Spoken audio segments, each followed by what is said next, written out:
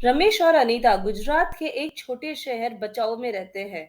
उन्हें शादी के काफी सालों तक बच्चा ही नहीं होता। उन्होंने बहुत मन्नतें मांगी, तब शादी के 20 साल बाद उन्हें जुड़वा बेटियां हुई। अब वो दोनों बेटियां बड़ी हो गई है। बड़ी बेटी का नाम जूही है और छोटी का जिया।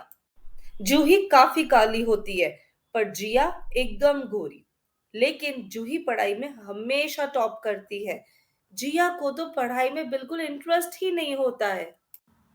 अजी सुनते हो, मैं कह रही थी हमारी दोनों बेटियां शादी के लायक हो गई है, तो हमें अब उन दोनों के लिए रिश्ते देखने चाहिए।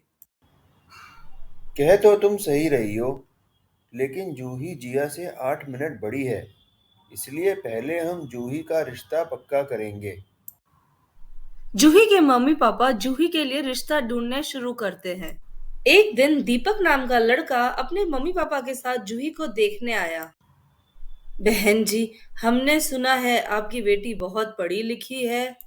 हाँ जी, जूही को बचपन से ही पढ़ाई का बहुत शौक है और वो घर का भी सारा काम जानती है। जरा जूही को बुलवा दीजिए। जूही सबके लिए चाय लेके आती है। जूही को देख के दीपक और उसके घर वाले शॉक हो जाते हैं। उन्हें उम्मीद होती है कि बहुत ही गोरी लड़की होगी। ये क्या बहन जी, आपको पहले ही बताना था ना कि आपकी बेटी इतनी काली है, तो हम यहाँ आते ही नहीं। खामखा हमारा टाइम वेस्ट कर दिया। अरे, ये आप कैसी बातें कर रही हैं?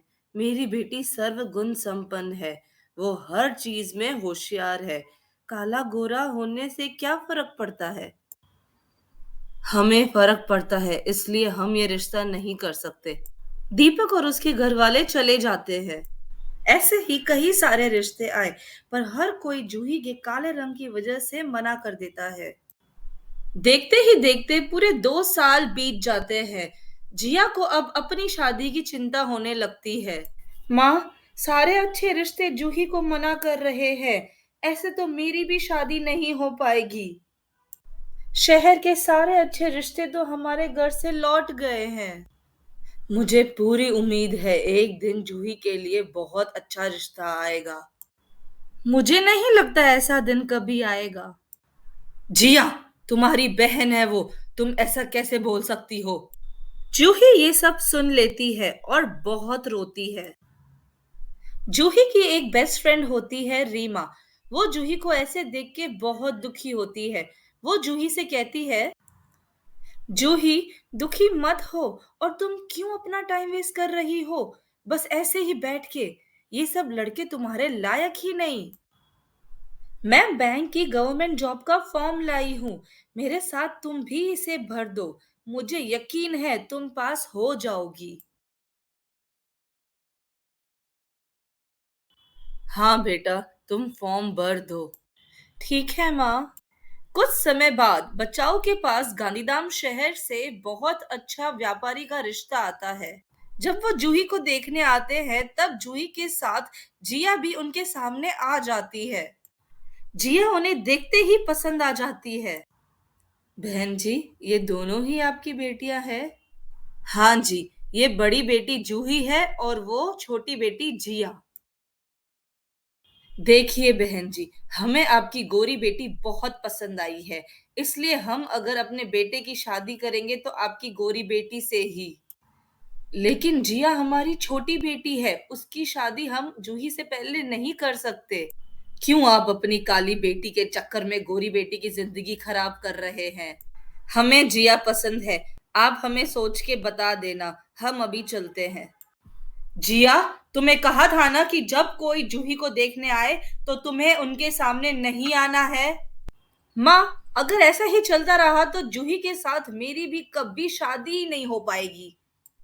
जूही के चक्कर में आप लोगों ने तो मेरे बारे में सोचना ही बंद कर दिया है। आप तो जैसे भूल ही गए हो कि आपकी एक नहीं दो बेटियां हैं। जिया, तुम इतनी बदतमीज कब से हो गई हो? माँ, पापा, जिया सही कह रही है। मेरी शादी तो कभी नहीं होने वाली। आप लोग मेरी वजह से जिया के साथ गलत मत करो। इतना अच्छा रिश्ता आप हाथ से मत गवाओ। आप प्लीज जिया की उस घर में शादी करवा लो। जूही के बहुत मनाने के बाद उसके माँ-बाप जिया की शादी करवा देते हैं। अच्छा है मैं उस दिन आइडिया लगाकर लड़के वालों के सामने आ गई थी, नहीं तो मेरी अब तक शादी ही नहीं होती। जिया अपने नए घर में खुश थी। एक दिन जूही बाजार सब्जियां लेने जाती है, तब पड़ोस की कुछ औरतें भी वहां सब्जियां ले रही होती हैं। ये अनीता बहन जी की बेटी जूही है ना? हाँ, वही है। मैंने तो सुना है छोटी बहन ने जिससे शादी की वो इससे देखने आए थे। हाँ, मैंने भी यही सुना है। बाप रे, इतनी काली है, कोई कैसे ही पसंद करेगा इसे। मुझे तो अनीता बहन जी पे बहुत ही तरस आता है। शादी के इतने सालों बाद उन्हें बेटी हुई और वो भी इतनी काली। सही कह रही हो। अभी तो रमेश भाई साहब को भी रिटायर हुए कितना टाइम हो गया है, और उन दोनों की उम्र भी कितनी ज्यादा है, और बुढ़ापे में बेटी घर पर बोझ बनी बैठी है। जूही ये सब सुन लेती है और बहुत ही ज्यादा रोती है।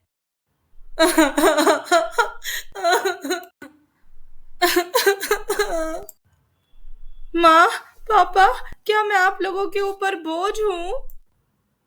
बेटा, ऐसा किसने कहा तुमसे? और प्लीज रोना बंद करो। क्या हो गया है जूही? माँ, इसमें मेरी क्या गलती है कि मैं काली हूँ? ये तो भगवान ने मुझे बनाया है। इसमें मेरा क्या हाथ? क्यों सब मुझे इतना सुनाते हैं? कोई क्यों नहीं समझता मुझ पे क्या गुजरती है जब इतने लोग मुझे शादी के लिए मना करके गए? मुझे कितना दुख हुआ। बेटा, तुझे दुखी होने की कोई जरूरत नहीं है। वो सारे के सारे लड़के तेरे लायक ही नहीं थे। बेटा, मुझे यकीन है तेरे जैसी सुशील और क्वालिफाइड बेटी को बहुत ही अच्छा लड़का मिलेगा, जिसे काले गोरे से कोई फर्क ही नहीं पड़ता होगा। तभी जूही की फ्रेंड रीमा वहां आती है।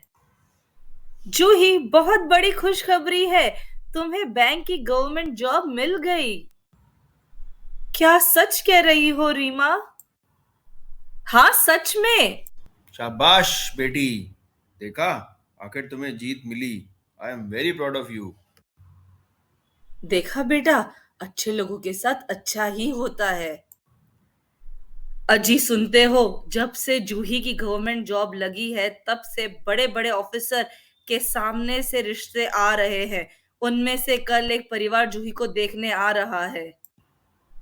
फिर दूसरे दिन संजय, जो बहुत बड़ी ऑफिसर की जॉब करता था, अपने घर वालों के साथ जूही को देखने आया। सबको जूही बहुत पसंद आई। जूही की शादी बहुत धूमधाम से हुई। जूही संजय के साथ बहुत खुशी से रहने लगी।